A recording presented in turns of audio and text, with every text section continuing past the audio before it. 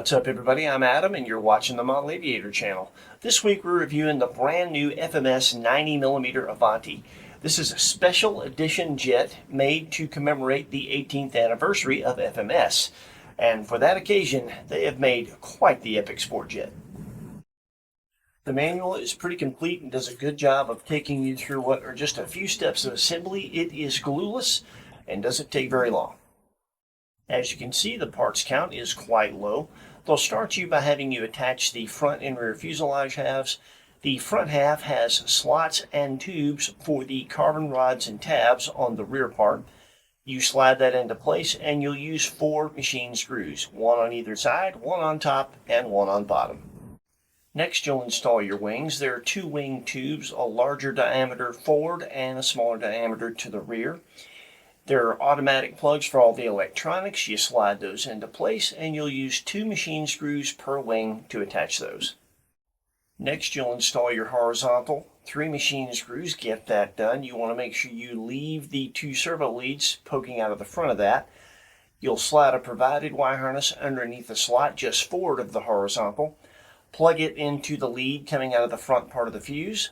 Plug your 2 elevator servos in and then tuck the wires away in a provided channel. Next, you'll install your vertical. You're going to want to plug your rudder servo wire into the extension coming out of the front part of the fuse, and as you put the rudder down into place, carefully tuck those wires away in another provided channel. 1 machine screw up front and 2 machine screws, one on either side of the rear of the vertical. Get that in place. Your nose cone has the typical FMS tab and grab system. Snap it into place. So a relatively simple and easy assembly. Couple things to be mindful of on the first step when you are putting the 2 fuselage halves together. Getting those carbon tubes on the rear fuse lined up with the tubes on the front part of the fuse can be a little bit fiddly. Don't force it. Take your time. Once you've got those lined up, you'll know it. It will slide forward very easy. And once we slid that forward into place, we found that the holes for the screws were not lined up perfectly. I had to bring Heidi in and have her keep the front part of the airplane steady while I put a good bit of pressure on that rear part of the fuse with one hand, pushing it into place, and screwed the screws in with the other. And I had to start the first couple of screws at an ever so slight angle. They grab the threads pretty easy though and straightened right up. Once you get a couple of those screws in, the other 2 will be very easy to get in. And once it is seated into place, it is very tight and the fit is very nice once you get it on. So you just need to be aware of that. At this point, you will install your receiver, bind it to your transmitter, get your servos centered, and you can go ahead and install your push rods. They are Z-bend on one end, ball link on the control end. And when you're putting the flap push rods on, normally at the up position on flaps, the servo arms are all the way to the rear. With this one, they're going to need to be all the way to the front. The flap push rods install a little bit different and work a little bit different on this one. You can see here that you'll just need to be mindful of that. The Avanti has a 51-inch wingspan. It's 53.5 inches long. Our example weighs 7 pounds, 11.1 ounces, ready to fly with a 6S 7000 milliamp pack. It has a 3670 1950 kV motor, a 90mm 12-blade fan, a 120 amp ESC, 8 13-gram servos, and is recommended for 6L 5000 to 6000 milliamp packs. So, as you can see, what's obvious right off the bat is this is a large EDF. It's definitely not a park flyer. When you consider the mass and the speeds this is capable of, the safest place to fly the 90mm Avanti is going to be a sanctioned flying field. It is sold by FMS as a plug-and-play, which means you choose the radio protocol and install your receiver of choice yourself. A full-range receiver is recommended, and you're going to need a minimum of 6 channels. Out of the box, you'll have elevator, rudder with a steerable nose wheel, ailerons, throttle, flaps, and retractable gear. So being an 18th anniversary special edition Avanti, you would expect this model to be feature-packed, and they didn't disappoint. Starting nose to tail with your nose cone, there's a hard plastic piece here, keep you from boogering that up, and for those of you that like to store your airplanes leaning against a wall nose down, you can. All three of the gear have CNC machined aluminum trailing link suspension oleo struts, and the nose gear has two gear doors that close up and really clean things up underneath when you retract the gear. It has a latch and a convenient top loader with a battery bay that is nothing less than cavernous. That is our Spectrum 7000. That's our biggest 6-cell pack, and there's room to spare, as you can see. The wings are easily removable with the automatic plugs for storage and transportation. That's going to make things convenient. The paint scheme is well done. There's no exposed foam. Everything is a combination of paint and decals, and the way it's done, it's very easy to keep up with orientation for a line-of-sight pilot with a fast airplane. The hinges are very nice, very refined. They are sealed pin hinges. Those are the most effective and aerodynamic hinges you can put on a model, and they're very strong, so no foam hinges on this one.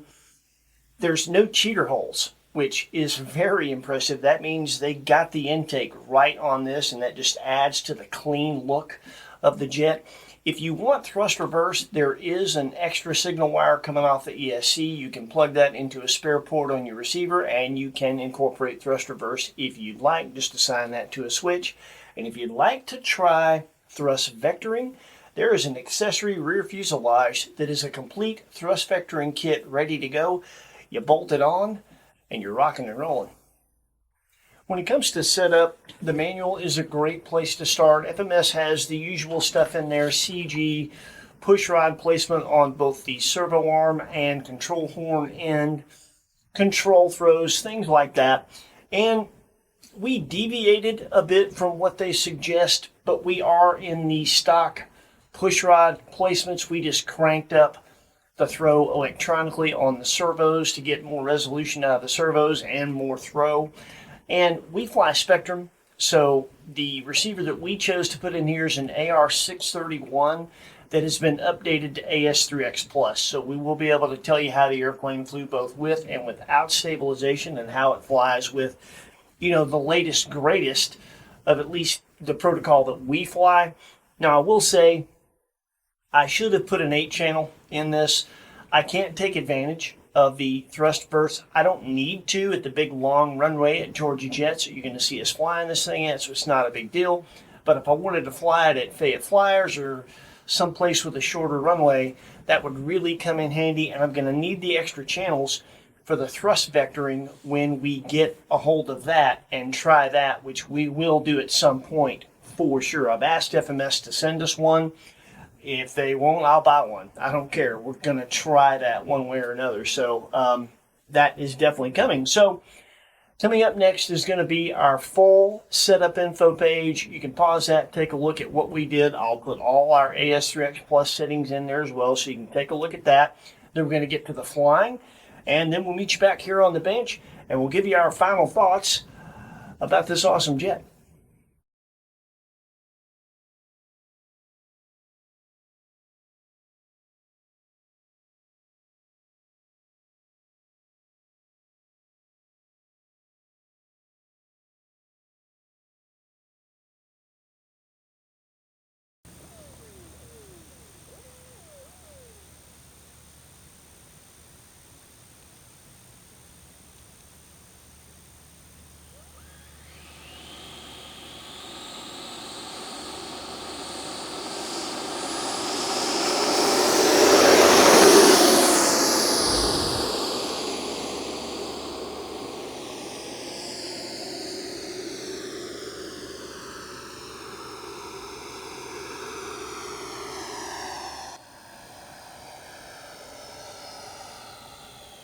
This is going to be a clean stall.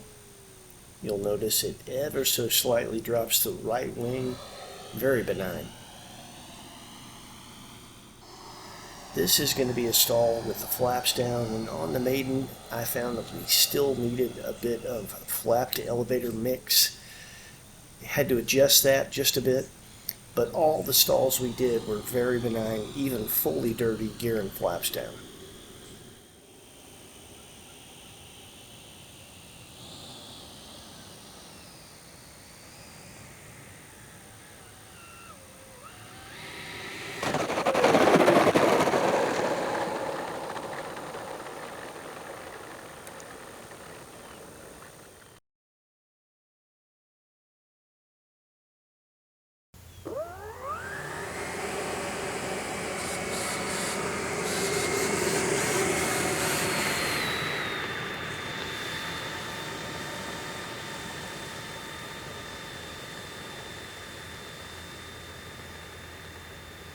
Once we got the jet dialed in with AS3X Plus, we had several really good flights after that we actually filmed. There were two in particular I couldn't make my mind up between the two, so we're just going to show you both. We've got a crosswind in both, and it's a little more severe in the second one.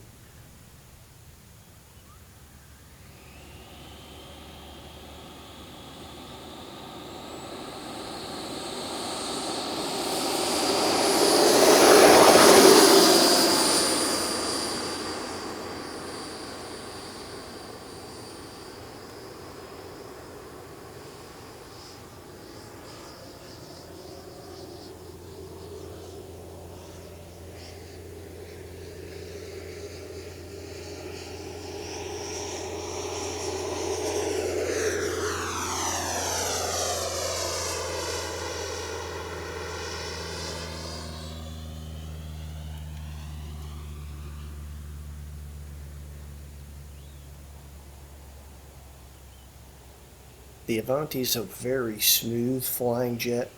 It flies much bigger than it is, and it's pretty big for a foam jet, I have to say. And as you'll see here, it slows down very well.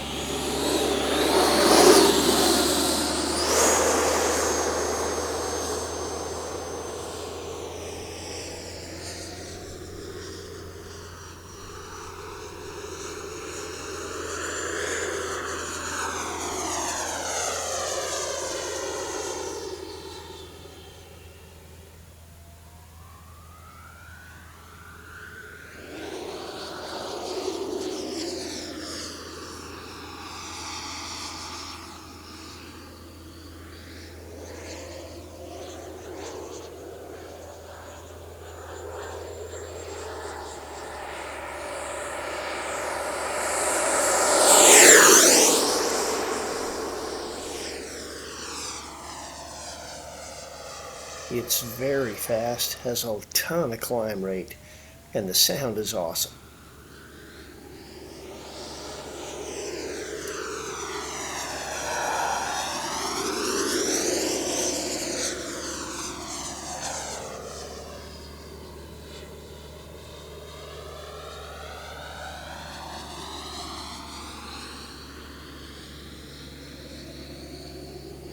As you'd expect from a great sport jet, it is as happy inverted as it is right side up.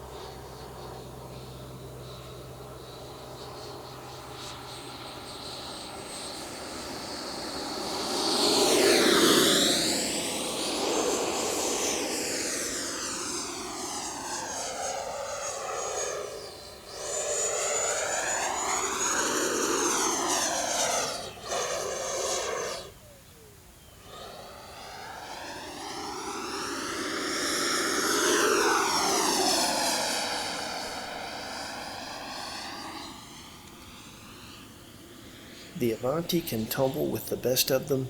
Larger planes with a bit more mass tend to excel at that, and when it comes to knife edges, it sustains that very easily, and you can do one as far as you can stand to do it.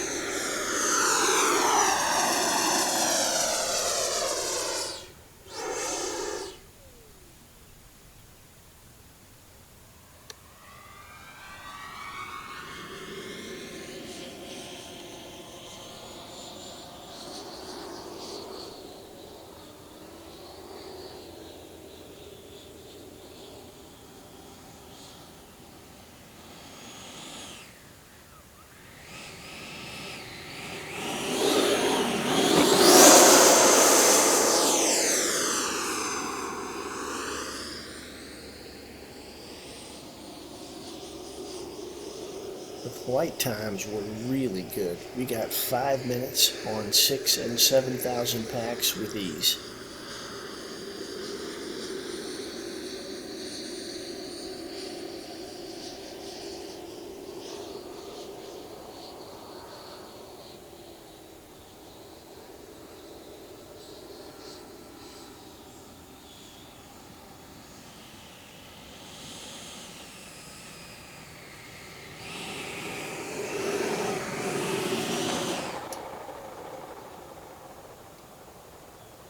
We're going to turn around here and do a quick takeoff with an immediate vertical climb. And keep in mind, this is at the end of the pack.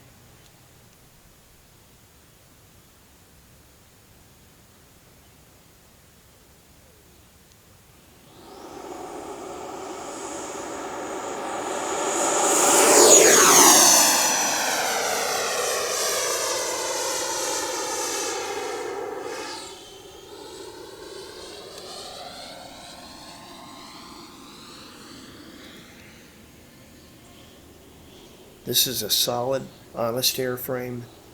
Very impressed. It is everything you'd expect a good sport jet to be, and then some.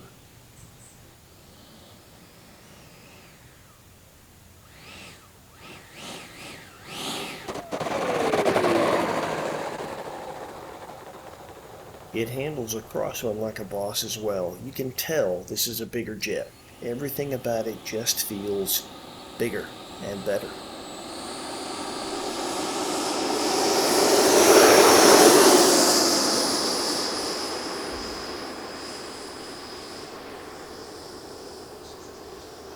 We've really said all we need to say until we see you at the bench for our final thoughts. We're just going to let you enjoy this flight.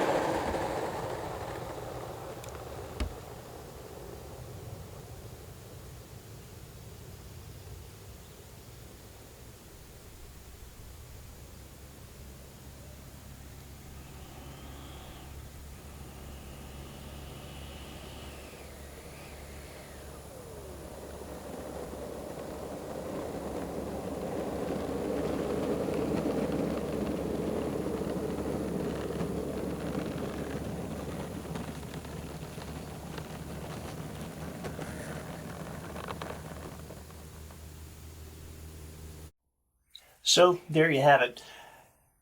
Bigger flies better.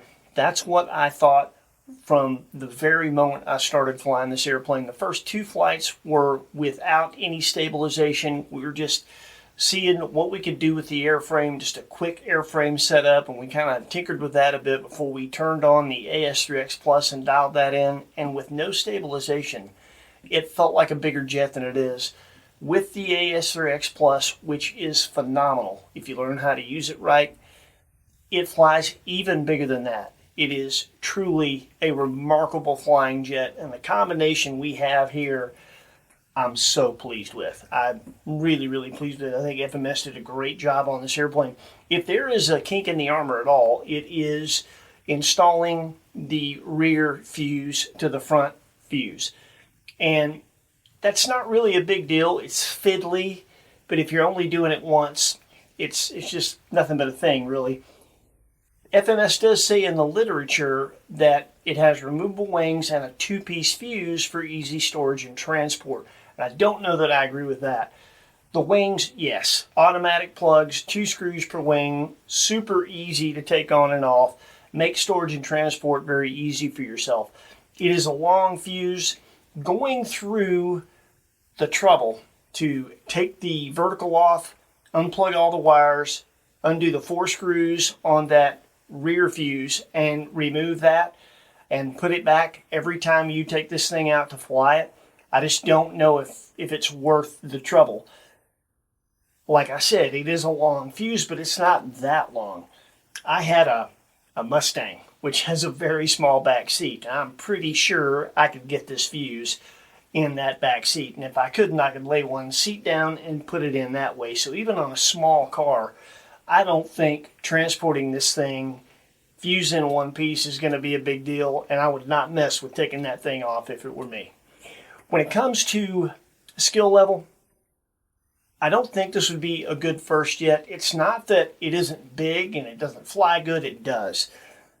But it is full featured, it's very fast, it has very good performance, and that could be overwhelming for some. Obviously, everything is relative. If you have lived under a rock and you know how to fly 3D planes and warbirds and you're an advanced pilot and for some reason you've never flown an EDF, yeah, a pilot like that is going to have no trouble with this at all.